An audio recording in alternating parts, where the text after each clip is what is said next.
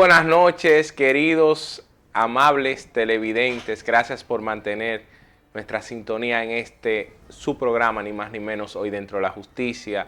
Y con ustedes, Chesnel Calcaño, en esta noche, pues tocando algunos tópicos jurídicos que no están en esta ola que embarga a la República Dominicana en el tema judicial y, por qué no, también en el tema político, porque como siempre hemos dicho, pues los temas judiciales tienen fuerte vinculación política, no partidaria, pero sí política, porque las instituciones del Estado son instituciones políticas, porque la Constitución es política, ¿no? Y es la que de alguna manera instituye, organiza la nación.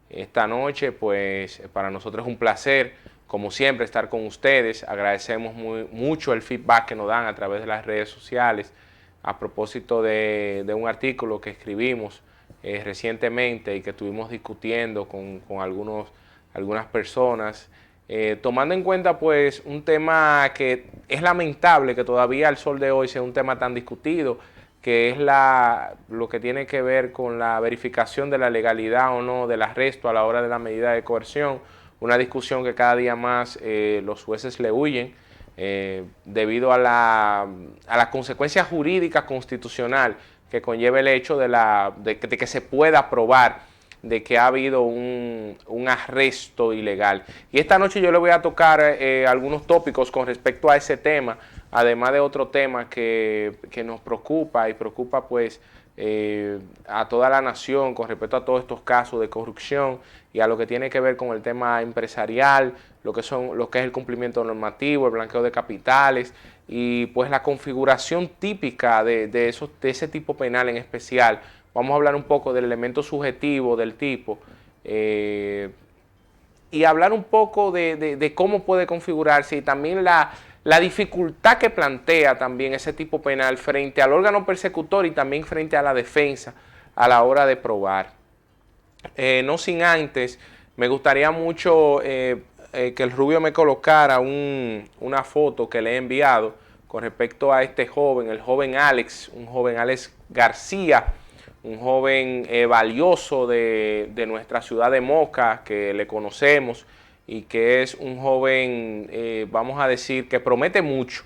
Y igual que muchas personas que en algunos momentos nos hemos encontrado en temas dificultosos de salud y demás, y que hemos encontrado apoyo de otros, pues nosotros incentivamos a todo lo que pueden ver en su pantalla, a este joven que tiene toda la vida por delante y que en este momento se encuentra pues de alguna manera limitado en su salud, que todo aquel que pueda dar un aporte, pues que lo pueda hacer a través de la cuenta del Banco Popular que aparece en pantalla.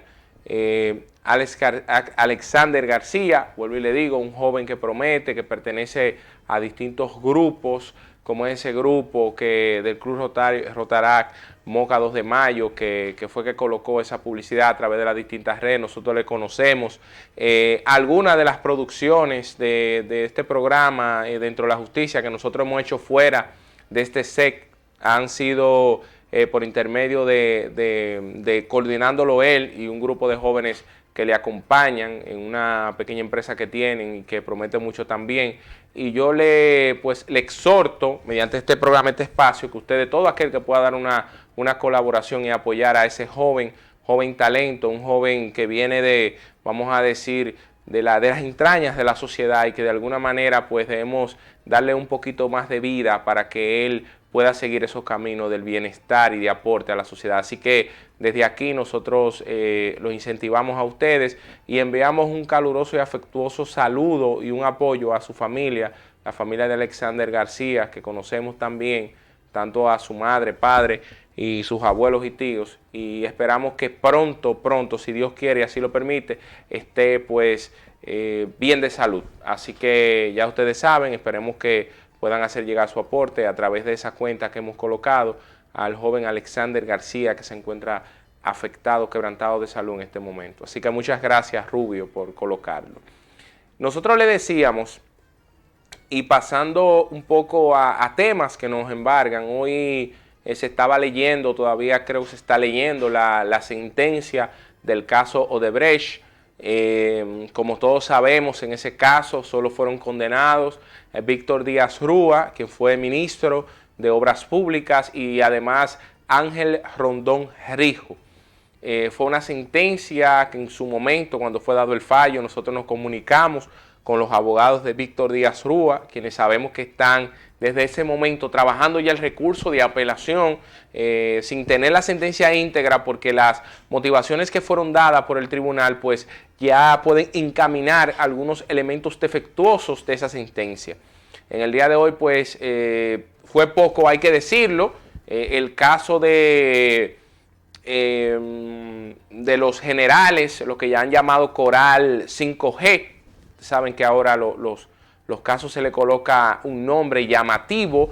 Eso se hace a los fines de publicitarlos, de poder venderlos a través de las redes.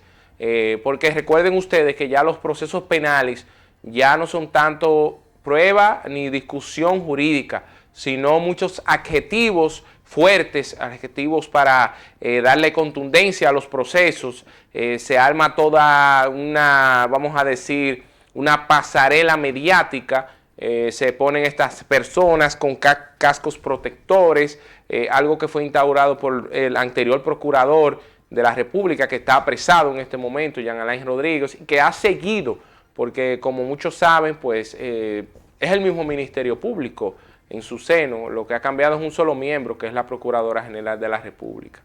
Entonces, ese caso de Odebrecht, en el día de hoy, esa lectura no se le ha publicitado de parte del órgano acusador, porque recuerden ustedes, primero, que eso es un caso que viene de la pasada gestión, y segundo, que ha sido un caso que desde el inicio, quien es hoy Procuradora General de la República, criticó cuando fue presidenta de la segunda sala de la Suprema Corte de Justicia, y dijo que eso, si con eso era que se iban a ir a juicio, pues todos iban a salir libres.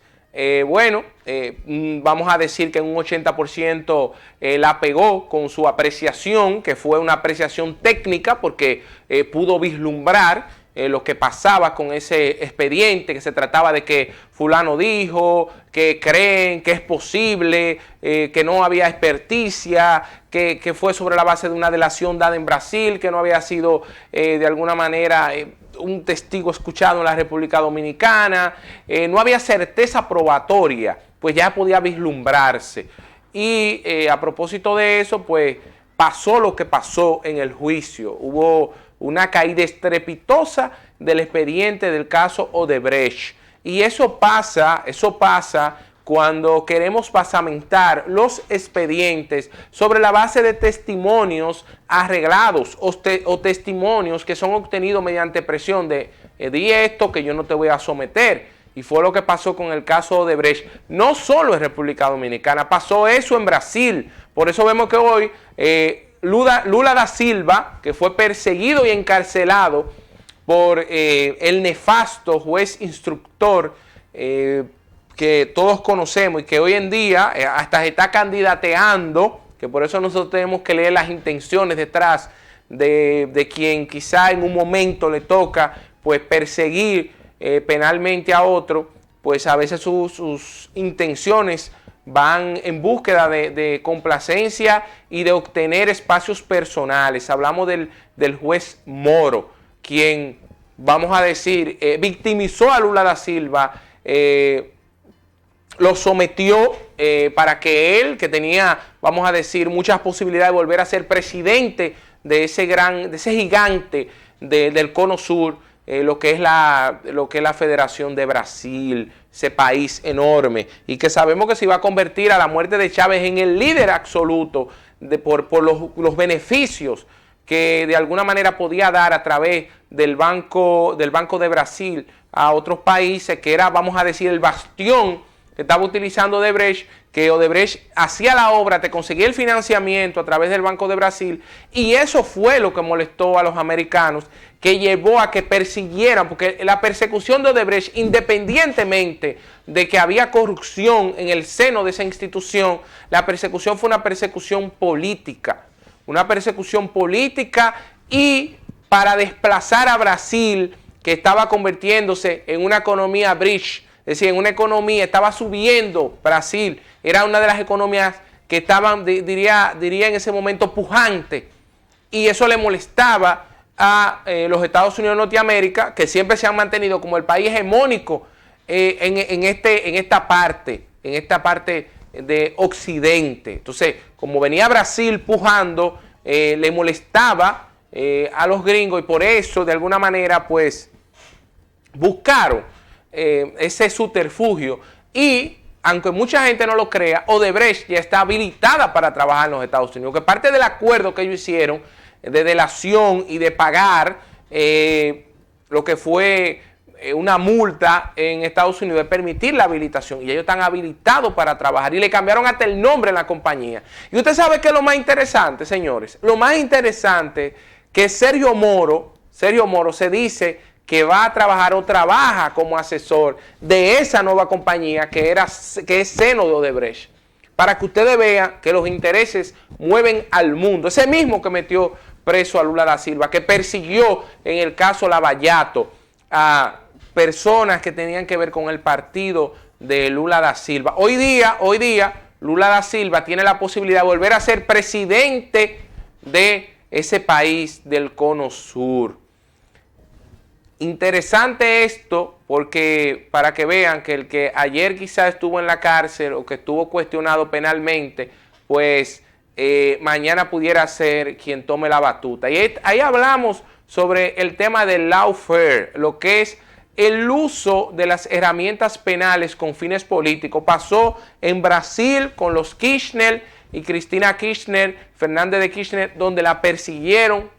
También pasó en Ecuador con el expresidente, que tuvo que abandonar Ecuador por la persecución de uno de los mismos de él, y pasó en Brasil, y creo que está pasando en otros lares del mundo.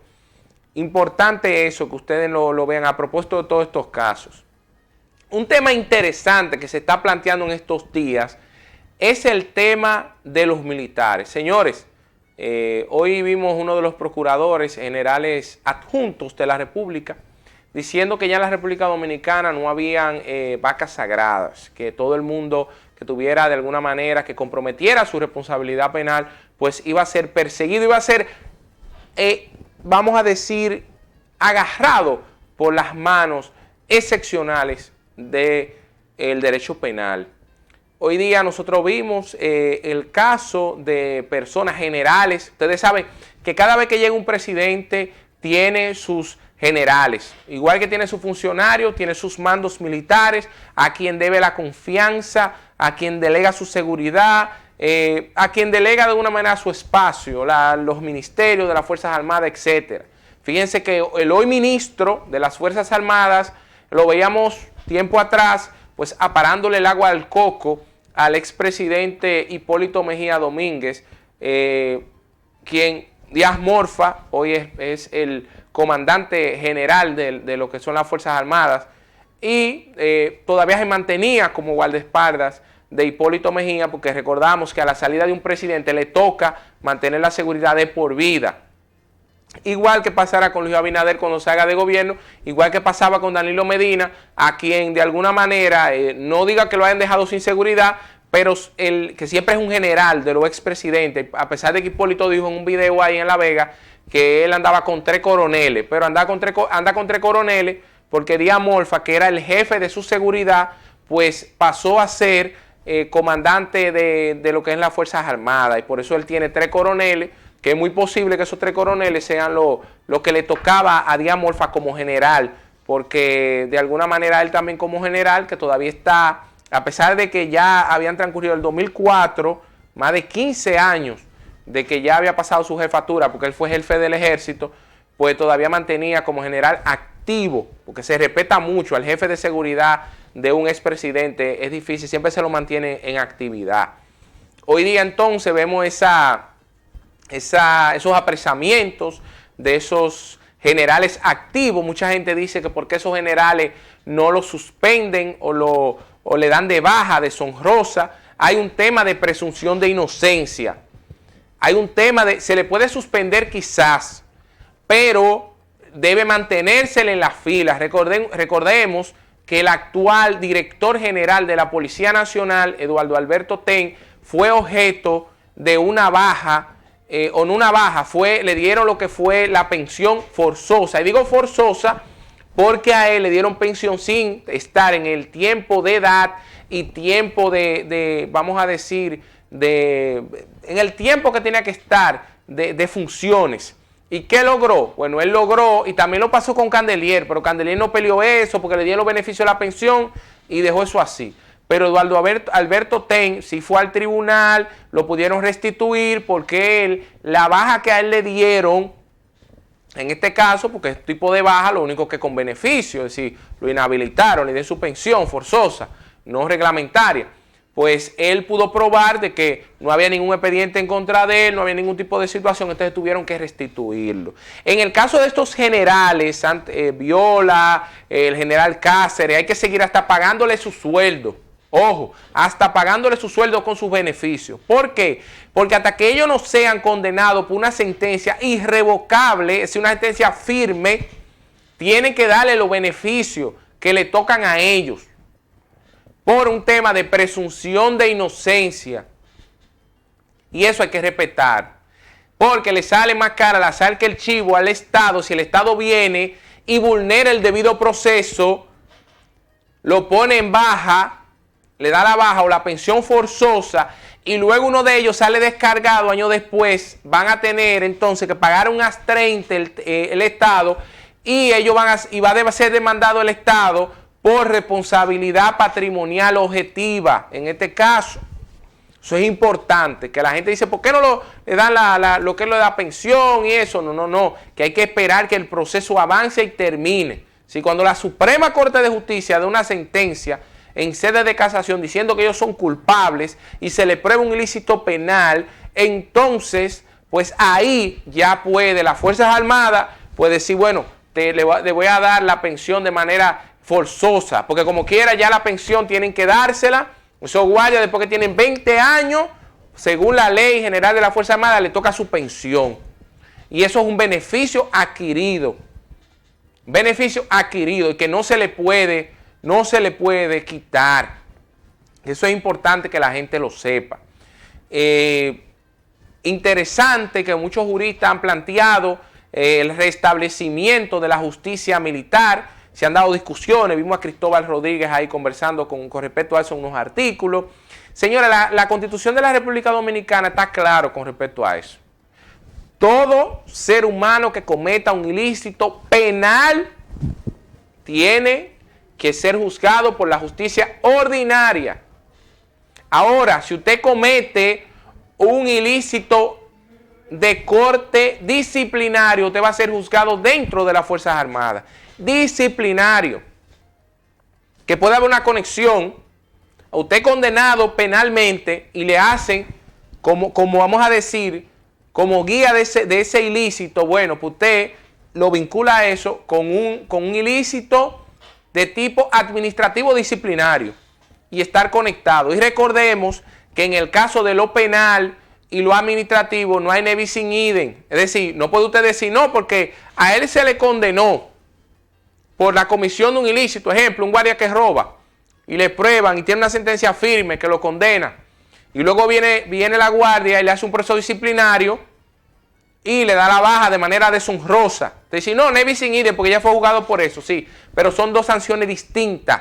Es el mismo objeto, es la misma persona, son la misma parte, pero las sanciones son distintas. Hay una que es sanción administrativa, que es separación, y otra que es una sanción que tiene que ver ya con una sanción que va en contra de su derecho de la libertad personal, en el caso de lo que es la prisión. Y eso es importante que lo sepa, que a veces escuchamos, aunque yo no estoy de acuerdo con eso y tengo mi postura, pero eso es lo que ha dicho el Tribunal Constitucional y eso es lo que dice la doctrina a nivel de derecho administrativo. Yo quiero conversarles a ustedes, hay muchos temas de qué hablar, pero yo quiero hablarle un poco a ustedes con respecto a lo que tiene que ver con el tipo penal de blanqueo de capitales, como se llama fuera de este país, y que aquí le llamamos lavado de activos, vinculado directamente con las empresas y la responsabilidad de las empresas, en este caso la responsabilidad penal de las empresas. y lo que trae el nuevo Código Penal que ya se aprobó en segunda lectura en el Senado de la República y fue a la Cámara de Diputados. Entonces vamos a hablar de eso, pero ya ustedes saben, un tema bastante interesante que vamos a hablar sobre derecho penal sustantivo, pero eso va a ser luego de esta breve pausa comercial, así que no le cambien.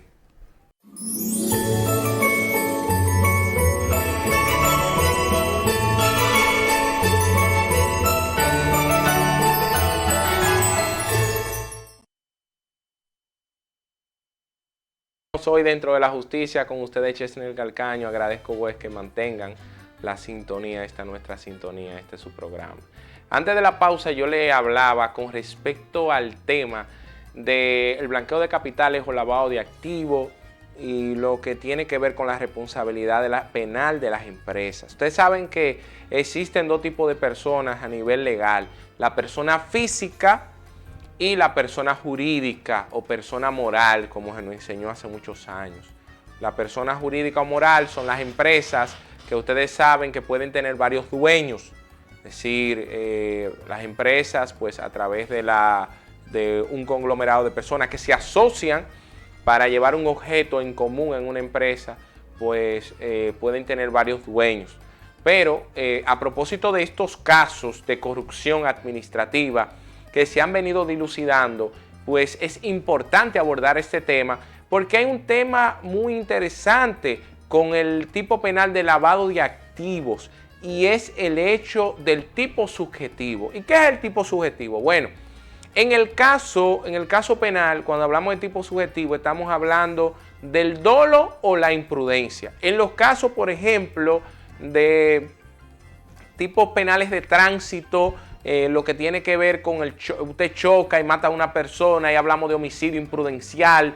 En el caso, por ejemplo, del 295, lo que es el homicidio doloso, que usted con intención, con deseo de hacerlo, mata a una persona, que esa fue su intención. Ya hablamos que si hay otros elementos que se unen, la premeditación en la acechanza, pues estaríamos hablando de un homicidio agravado por esos, vamos a decir, esos elementos objetivos del tipo que se pueden establecer, lo agravan.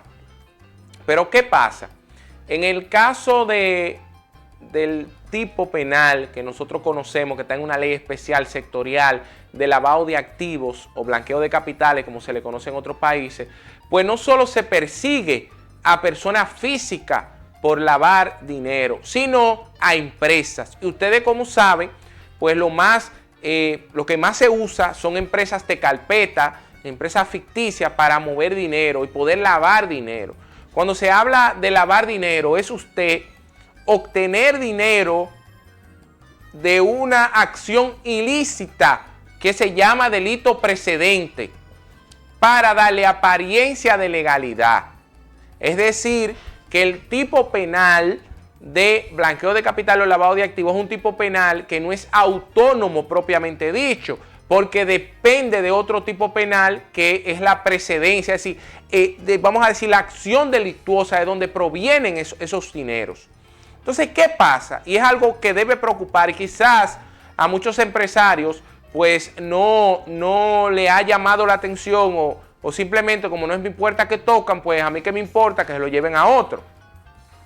Pero yo me pregunto y le voy a plantear algo simple. La ley habla de que el que a sabiendas, es decir, el que a conocimiento, y ese elemento subjetivo está dentro de la tipicidad, es decir, de la configuración. Por ejemplo, yo conozco a Juan y para mí Juan es un empresario. Yo no sé que Juan es un narcotraficante, por ejemplo, o que él es un tratante de personas, trata personas, es decir, trae personas ilegales de otro país, la pasa por aquí, la manda para otro país, o que trafica armas, o que ejerce corrupción. Yo no conozco eso. Yo lo que conozco es que Juan es un empresario. Y yo me asocio con Juan. Ah, mira, yo tengo un negocio, voy a traer una lentilla de China para que tú estés conmigo en una óptica que voy a formar. Y hacemos una asociación, pero para mí yo no tengo conocimiento de que Juan es un ente que hace o que ha obtenido sus bienes o su dinero de una acción ilícita, máxime, y ahí hay un tema interesante que nadie lo quiere tocar, cuando ese dinero está bancarizado. Es decir, yo como persona no tengo los mecanismos de saber que Juan lava dinero o que comete ilícitos penales porque su dinero está bancarizado, es decir, pasó por la banca nacional y me paga con cheque y me hace transferencia. ¿Y qué pasa? Que la ley de lavado de activos establece un sinnúmero de entes, entre los cuales están los abogados, los notarios, los bancos, las asociaciones de crédito, que tienen una obligación de debida diligencia, en el caso de los bancos, debida diligencia ampliada. Es decir, y eso es un caso que llama la atención con el caso de estos generales, que se habla de que en los bancos se llevaba dinero en efectivo, en saco, millones de pesos. Señores, usted va a un banco, cualquiera, usted o yo, que somos cualquiera, a depositar más de 300, 400 mil pesos y usted le preguntan hasta de qué marca son las bragas que usted lleva puestas, es decir, las ropas interiores. Entonces, a mí me sorprende que en todos estos casos que han sometido, cuyo dinero, por ejemplo, como pasó con el caso Falcón en Santiago, decía un imputado ahí, recuerdo, el 90% de mi dinero está bancarizado. Entonces yo me pregunto, ¿y dónde están las asociaciones bancarias? Ahora se habla de una gerente de un banco. Pero una gerente de un banco, como dirían en la calle, pues, ¿qué? ¿Qué? Porque además de la gerente, el banco tiene un sinnúmero de mecanismos para darse cuenta del flujo de dinero inadecuado y debe mandar una nota a la UAF, a la Unidad de Análisis Financiero, adscrita al Ministerio de Hacienda, que no es más que una dirección que sirve como vigilante de las transacciones bancarias de las asociaciones, para cuando ve una transacción que puede ser de lavado de activos, inmediatamente notifica a Procuraduría. ¿Y qué sucedió en esos casos? No se dio esa alerta. Pero yo, que voy por una óptica con esa persona, que no tengo los mecanismos para saber que él es un lavador y un narcotraficante, pues mañana me tocan la puerta, me allanan, me llevan preso y me ponen todos mis bienes que tengo 10, 15, 20 años trabajado, me lo ponen en entredicho y me lo meten todos en un proceso sin verificar que yo no tenía forma de conocer de que realmente Juan era un narcotraficante, porque Juan tiene más de 20 años presentándose en la sociedad como dueño de bomba, como dueño de dealer, como empresario pujante. Entonces, como a mí, un simple ente, un simple ciudadano, entonces tú me quieres exigir que yo sí sepa que Juan ejercía acciones ilícitas. Entonces, se está dando en los procesos, y eso es preocupante, la presunción de conocimiento de ilicitud. Es decir, está dando en los procesos que usted, empresario, nada más porque usted tenga una transacción con uno de estos que se le persigue por corrupción o por narcotráfico, pues usted puede terminar en un proceso. Imagínese usted que usted sea una bomba de combustible que la tiene más de 20 años legal y que vamos a seguir usando el nombre de Juan, y a Juan que me perdone, a los Juan que me perdonen, y que usted le venda 1,000 galones, 2,000 galones, 3,000 galones a Juan mensual y que Juan le pague en efectivo y que le pague de todas formas, de manera pitufiada ese dinero, y usted conoce a Juan como dueño de ruta de vehículos, de todo, y a usted vienen y le embargan su negocio. Por eso yo decía a propósito de estos casos que nosotros los abogados tenemos que tener hasta cuidado con los clientes y hacer un documento de descargo, una declaración de que, oiga, porque había un abogado, por ejemplo, en el caso Falcón, que fue sometido porque ese abogado hizo transferencia de 3 inmuebles, pero ese abogado, esa transferencia, esos inmuebles se pagaron a través de los bancos. ¿Y qué, señores? ¿Qué posibilidad, qué sistema, qué acceso tiene ese abogado para ejercer debida diligencia? Pero el banco sí lo puede hacer. Pero como son instituciones intocables en esta sociedad, nosotros no vamos a ver que a ningún banco X para no hacerle publicidad gratis, le van a hacer un embargo. Ninguna asociación crediticia le van a hacer un embargo y se lo van a llevar. Pero en el caso de usted, como pequeño empresario, cuídese, porque estamos en una inseguridad jurídica, donde usted le dicen, usted sabía, y cuando no, pero yo no sabía, porque yo soy gallero, por ejemplo, y yo voy a una gallera y yo vi a ese hombre ahí apostando dinero, y de un pronto me dijo, vamos a poner un negocio, una gomera, una gomería grande, y yo le invertí dinero, pero mi dinero es lícito. Yo no sabía de eso, pero no tenía las condiciones, porque ese tipo era aceptado en la sociedad, y estaba dentro de los empresarios en la sociedad, como ha pasado. Miren ahí, por ejemplo, el caso de Sammy Sosa, una gloria de béisbol. Hoy Sammy Sosa, señores, está casi en el banquillo de los acusados, porque a Sammy Sosa lo han citado muchas veces. Casi en el banquillo de los acusados está Sammy Sosa. Y Sammy Sosa, todos sabemos que ha tenido negocios con petrolíferas. Sammy Sosa, que ha sido vamos a decir, un jeque en los negocios, que ha ganado mucho dinero, y ahorita Sammy Sosa, señores, de manera ligera, fácilmente se le mete en un proceso, porque hizo negocios con Alexis Medina, el hermano del expresidente Danilo Medina. Pero él dirá, ese señor era empresario, yo me asocié con él.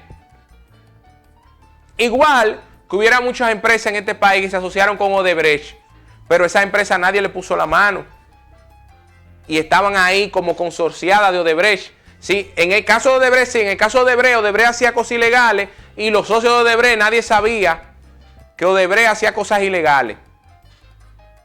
Pero en el caso ahora de estos casos de lavado de activos, lo que se busca es meter el mayor número de gente para después, sobre la base de esos testimonios, darle delaciones premiadas a esos testimonios, a esa gente, porque después que usted está preso, usted dice hasta lo que usted no vio, por usted saborear la libertad. Y ahí va a haber un problema de déficit probatorio, señores. Porque no es usted decir que guardia fulano de tal iba con un saco y que viene un raso y lo va a decir. Ahí tienen que haber transacciones que corroboren ese testimonio. Ojo, que hoy en día puede eso servir para una medida de coerción y puede servir hasta por una audiencia preliminar de un juez irresponsable. Pero mire lo que pasó con el caso de Brecht. Mire lo que pasó con el caso de Brecht. Ojo. Por eso yo digo que en estos casos, ahí vemos ahora un grupo de abogados, dentro de lo que hay un conglomerado de amigos de la recuperación de bienes del Estado. Yo espero que esa gente se pongan para lo de ellos, para recuperar los bienes del Estado, no para hacer show. Porque yo digo para hacer show. Señores, ahí lo que hay en la mayoría de esos casos son inobservancias administrativas. Pero inobservancias administrativas que no se han probado, sino que son presunciones. Y yo creo que esa gente debiera objetar a la Cámara de Cuentas, porque esta nueva Cámara de Cuentas no entiende su rol. La nueva Cámara de Cuentas no está para colaborar con el Ministerio Público ni colaborar con el Ejecutivo, está para hacer su trabajo de fiscalización, que el anterior no lo hacía, pero no está para colaborar con ningún órgano. Porque la Cámara de Cuentas también le toca auditar al Ministerio Público. Entonces la Cámara de Cuentas no puede ser genuflexa con el Ministerio Público ni con el Ejecutivo. Porque la Cámara de Cuentas está para auditarlo a ellos. De alguna manera es un suprapoder. Es un suprapoder. Tenemos una Cámara de Cuentas que no sabe su rol. Y yo me pregunto, ¿se atreverá esa Cámara de Cuentas a decir, después que hay gente ahí sometida, que tienen casi un año en el caso de los pulpos, a decir, no, hay lo que hay infracciones administrativas, inobservancias administrativas? Que por eso pasa que en Colombia, en el caso de la responsabilidad de las empresas, se lleva por el marco administrativo para darle los bolsillos a las empresas. Te quitan todo el dinero. Claro que allá también hay ley de extinción de dominio. Le quitan todo el dinero. Porque, señores, en el caso penal es más difícil usted probar. Y por cualquier inobservancia procesal, un caso penal se cae. Si nosotros quisiéramos realmente recuperar los bienes del Estado, nos fuéramos por la vía administrativa. de establecer por la vía administrativa que hubieron inobservancias y que esas inobservancias de alguna manera fueron en detrimento de los dineros del Estado y recuperarlo por ahí por esas inobservancias. Pero por la parte penal, ahorita no vamos nosotros a un juicio de fondo en caso de esos. Y dice, no, mira, esta auditoría no prueba que hubo el elemento subjetivo del tipo. Es decir, que él tuvo conocimiento, que lo hizo a sabiendas, que tenía conocimiento, que lo hizo adrede, que realmente hay una asociación para desfalcar los bienes públicos. Y eso hay que probarlo. Eso hay que probarlo. Y la carga probatoria en materia penal es más fuerte que en materia administrativa y en materia civil. Por eso en otros países más adelantados que el nuestro han optado por eso perseguirlo por la vía administrativa. Claro, a menos que se vaya por el lawfare, la persecución política y utilizar los estamentos judiciales para perseguir. Lo importante a esta gente es darle los bolsillos, que ese dinero se recupere. Pero no meterlo en un proceso y que ahorita pase, como pasó con la gente del caso Baninter, que ellos duran un tiempecito presos y ahí andan toditos con parones, con su dinero igualito. Entonces, queremos realmente respuesta. Queremos respuesta en ese sentido. Queremos respuesta. Ahí vemos la foto de Samuel Sosa, que dice ahí que todo va a salir bien con esa eminente abogada Emery Rodríguez Colombi. Y que, bueno, el día 8 de diciembre, ahora en 2 semanas, se va a saber si Sammy va o no va para ese caso.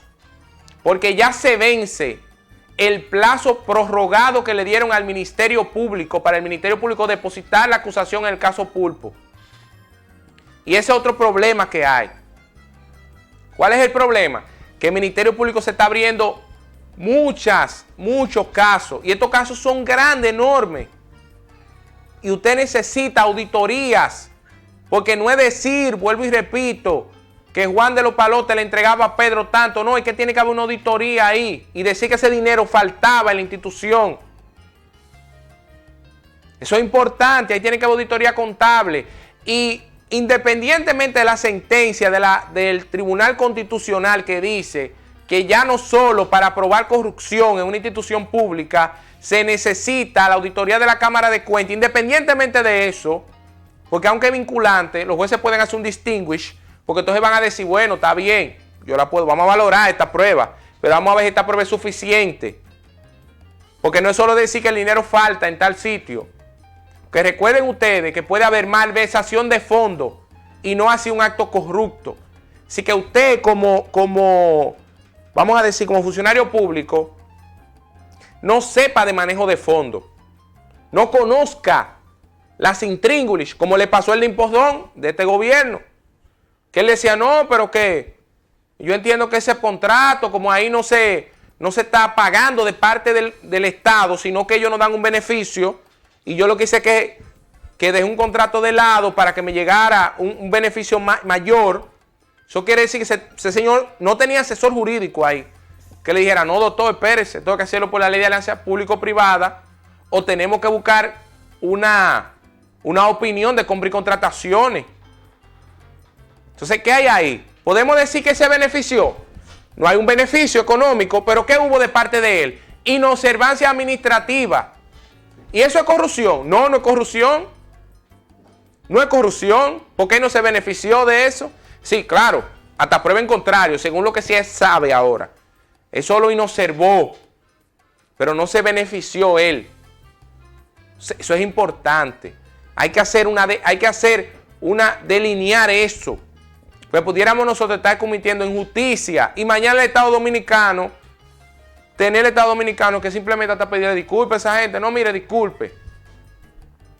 Es importante eso, que nosotros vemos que no es perseguir por perseguir, es hacer una persecución efectiva para que mañana no le hagan la carga a los jueces. Ah, no, que los jueces lo descargaron. No, que no hicieron un expediente correcto. Vámonos a una breve pausa comercial para que sigamos tratando este tema, porque hay otro tema que quiero tratárselo con respecto a la violación del domicilio, a propósito de algunos temas que han estado pasando en la ciudad y que quiero aclarar algunos puntos. Así que no le cambien.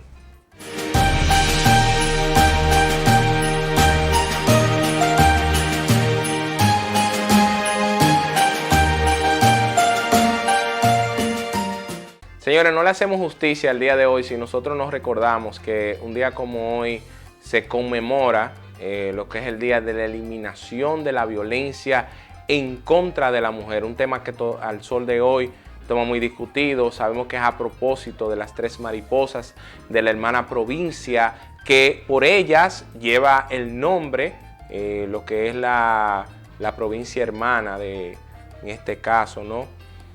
Que sabemos que las hermanas Mirabal, que ha sido de alguna manera un apellido que ha estado presente en toda la historia de la República Dominicana luego de la muerte del sátrapa Rafael Leónidas Trujillo de Molina, y que sabemos en el caso, ¿no?, de esas hermanas que perdieron la vida y que eran parte de alguna manera del movimiento 14 de junio, y que una de ellas era pues esposo de quien fue el fundador de ese movimiento, Manolo Tavares Justo. Entonces es importante que nunca mueran esas hermanas, porque no muere la persona físicamente, pero sigue viva mientras las estemos recordando. Brevemente, señores, debo comentarle, miren, con el tema de la violación al domicilio, y un tema que va a quedar pendiente porque el tiempo siempre nos apremia, es importante saber que siempre y siempre la policía puede penetrar a los hogares de las personas cuando está persiguiendo a un ente extraño de esa casa y hacen un llamado de auxilio, se le da persecución. Es decir, que si yo entro a mi casa, es a mí que me están persiguiendo en mi casa, ahí se necesita una orden de allanamiento. Es decir, se supone que le dan persecución y entra a una casa que no es la suya. Porque si es a su casa que entra, hay un tema que hasta a nivel doctrinario se ha discutido, de que ahí se necesita orden de allanamiento. Eso es importante. Igual, de manera brevísimo, con el tema de la presentación a los medios de comunicación, que a veces creemos que con presentar las personas a los medios de comunicación le hacemos un bien al proceso. Y se dicen cosas ahí delante de los medios de comunicación que después nosotros mismos los abogados las utilizamos para entonces catapultar el proceso, estableciendo lo que es un arresto ilegal. Entonces eso es importante que se tenga en cuenta eso, de lo que es la violación del domicilio y lo que es la violación a la integridad física, el hecho de que le den golpe a las personas o que se pueda demostrar mediante fílmica de que a la persona no se le ocupó cerca de un elemento delictuoso, como es el caso de drogas o armas, que debe ahí establecerse lo que es la posesión o el dominio de la sustancia. Entonces nosotros en los próximos días vamos a seguir discutiendo ese tema, que es un tema que nos ocupa y que es un tema muy dinámico y que todavía en el día de hoy se discute, lo que es la posesión y el dominio, para que la gente entienda y quizá pueda entender por qué a veces a una persona la afirma que le encontraron un elemento delictuoso y después entonces el tribunal le da la libertad, porque hay que proteger el debido proceso. Así que muchas gracias y nos vemos mañana en su programa, ni más ni menos, Dentro de la Justicia, y en toda la plataforma de YouTube y a través de nuestras redes sociales. Síganos. Así que muchas gracias, pasen buenas noches y un fuerte abrazo para todos.